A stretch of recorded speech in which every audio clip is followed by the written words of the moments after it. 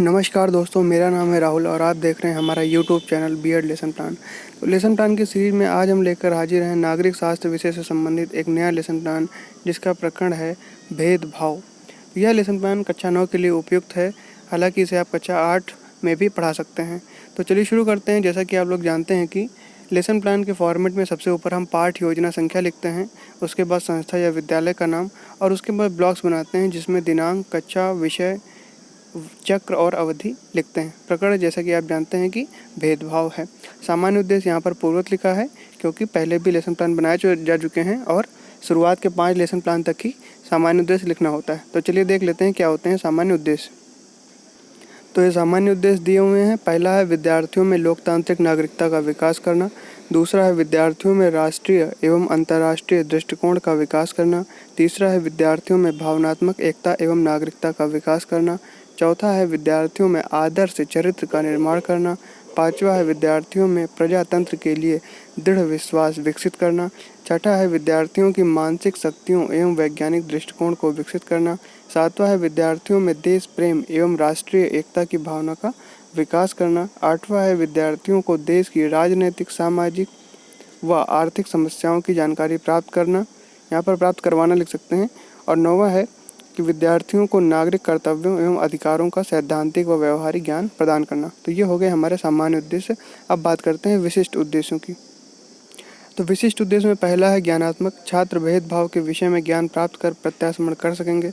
दूसरा है बोधात्मक, छात्र भेदभाव के विषय में ज्ञान प्राप्त कर अपने शब्दों में व्याख्या कर सकेंगे। कौशलात्मक में छात्र भारतीय समाज में व्याप्त भेदभाव को समझकर अपने कौशल को विकसित कर सकेंगे। अनुप्रयोगात्मक में लिखेंगे कि छात्र भारतीय समाज में भेदभाव के बाद महिलाओं के योगदान का ज्ञान प्राप्त कर उसको अपने जीवन में उपयोग कर सकेंगे। तो ये हो गए हमारे विशिष्ट उद्देश्य। शिक्षण विधि में हम प्रश्नोत्तर विधि, कथन विधि एवं प्रदर्शन विधि का प्रयोग करेंगे। सहायक सामग्री में रोलर बोर्ड पर अंकित भारत का मस्तक ऊंचा करने में योगदान देने वाले लड़कियों के नाम। पूर्व ज्ञान में छात्र समाज एवं धर्म के बारे में सामान्य जानकारी रखते हैं। आगे देखते हैं। प्रस्तावना में इस तरह के 2 कॉलम बनाएंगे। पहला प्रश्न है प्रस्तावना का कि अनेक जाति धर्म के लोगों से किसका निर्माण हुआ है। उत्तर में लिखेंगे कि भारतीय समाज का। दूसरा प्रश्न है भारतीय समाज के लोग एक दूसरे से कैसा व्यवहार करते हैं। उत्तर में लिखेंगे भेदभाव का व्यवहार। तीसरा प्रश्न है कि भेदभाव के विषय में आप लोग क्या जानते हैं। उत्तर में लिखेंगे समस्यात्मक प्रश्न। तो उद्देश्य कथन में लिखेंगे कि छात्रों, आज हम लोग भेदभाव के विषय में अध्ययन करेंगे। प्रस्तुतिकरण में लिखेंगे कि अध्ययन अध्यापन की सुविधा के लिए पाठ का विस्तार 2 अनुवृत्तियों में किया गया है। तो प्रथम अनुवृत्ति में क्या लिखेंगे, भारतीय समाज में भेदभाव की समस्या। तो इसी तरह के 4 कॉलम बनाएंगे। पहले कॉलम में लिखेंगे शिक्षण बिंदु, छात्राध्यापक क्रियाएं, छात्र क्रियाएं और श्यामपट्ट कार्य। तो शिक्षण बिंदु में लिखेंगे भारतीय समाज में भेदभाव। छात्राध्यापक क्रिया में पहला प्रश्न लिखेंगे कि भारतीय समाज की सबसे बड़ी समस्या क्या है। छात्र क्रियाओं में लिखेंगे भेदभाव। छात्राध्यापक कथन में लिखेंगे कि भारतीय समाज की सबसे बड़ी समस्या भेदभाव है। यह मुख्यतः निम्न प्रकार से हैं। पहला है लिंग के आधार पर भेदभाव।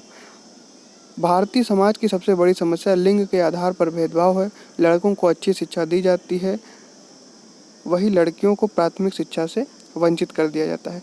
छात्र क्रियाओं में लिखेंगे कि छात्र सुनेंगे। अब इस तरह बाएं पेज पर जो चार्ट में जो सहायक सामग्री में जो बना लेकर जाएंगे उसको यहाँ पर भी लिख लेंगे कि भारत का मस्तक ऊंचा करने में योगदान करने वाली लड़कियों के नाम। तो पहला है पीटी उषा, दूसरा कर्णम मल्लेश्वरी, तीसरा सानिया मिर्जा, चौथा है झूलम गोस्वामी, पांचवा है MS मैरी कॉम और छठा है साइना नेहवाल। अब यहाँ पर उसी कॉलम में आगे लिखेंगे कि लड़कियों से केवल घर का काम जैसे खाना बनाना, बर्तन और कपड़े धोने का काम कराया जाता है। दूसरा है जाति के आधार पर भेदभाव।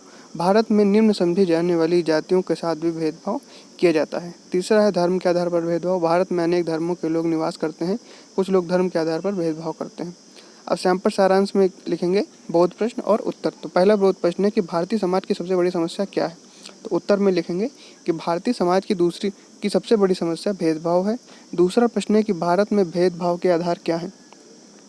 उत्तर में लिखेंगे कि भारत में भेदभाव का आधार लिंग, जाति और धर्म है। तीसरा प्रश्न है कि भारतीय समाज में लड़कियों का मुख्य कार्य क्या समझा जाता है। तो उत्तर में लिखेंगे कि भारतीय समाज में लड़कियों का मुख्य कार्य कपड़े धोना, खाना बनाना और बर्तन धोना है। निरीक्षण कार्य में लिखेंगे कि छात्राध्यापक द्वारा छात्रों को शामपट सारांश लिखने का निर्देश देकर संपूर्ण कक्षा का निरीक्षण किया जाएगा। द्वितीय अनुवृत्ति यहाँ से प्रारंभ करते हैं। द्वितीय अनुवृत्ति में लिखेंगे कि लड़कियाँ समाज की शक्ति एवं भारत का मस्तक ऊंचा करने में लड़कियों का योगदान। शिक्षण बिंदु इसी तरह 4 कॉलम बनाएंगे। पहला है शिक्षण बिंदु, छात्राध्यापक क्रियाएं, छात्र क्रियाएं और शामपट कार्य। तो शिक्षण बिंदु में लिखेंगे कि लड़कियां समाज की शक्ति। छात्राध्यापक क्रियाओं में प्रश्न करेंगे कि समाज में किसके अधिकारों का हनन हो रहा है। छात्र क्रियाओं में लिखेंगे लड़कियों के या बालिकाओं का। तो छात्राध्यापक कथन में लिखेंगे कि लड़कियों को उनके अधिकारों से वंचित करके हम अपने समाज की शक्ति का आधा हिस्सा व्यर्थ कर देते हैं। अब शिक्षण बिंदु में अगला लिखेंगे कि भारत का मस्तक ऊंचा करने में लड़कियों का योगदान। तो प्रश्न करेंगे कि भारत का नाम ऊंचा करने वाली लड़कियों के नाम बताइए। तो छात्र क्रियाओं में लिखेंगे संभावित उत्तर। छात्राध्यापक कथन में लिखेंगे कि आज के समय में लड़कियां हर क्षेत्र में लड़कों की बराबरी कर रही हैं। खेलों में PT Usha, Karnam Malleswari, Sania Mirza, Jhulan Goswami, MS Mary com और साइना नेहवाल आदि ने भारत का नाम ऊंचा किया। समाज सेवा के क्षेत्र में मदर टेरेसा तथा मेधा पाटेकर का नाम उल्लेखनीय है। अंतरिक्ष के क्षेत्र में तो भारतीय मूल की 2 महिलाएं कल्पना चावला और सुनीता विलियम्स ने अंतरिक्ष के क्षेत्र में ख्याति अर्जित करी है। अब शामपट सारांश में बहुत प्रश्न पहला लिखेंगे कि किसको उसके अधिकारों से वंचित किया जा रहा है। तो उत्तर में लिखेंगे कि लड़कियों को उनके अधिकारों से वंचित किया जा रहा है। दूसरा प्रश्न है कि सानिया मिर्जा, साइना नेहवाल का योगदान किस क्षेत्र में। तो उत्तर में लिखेंगे कि सानिया मिर्जा, साइना नेहवाल का योगदान खेल के क्षेत्र में है।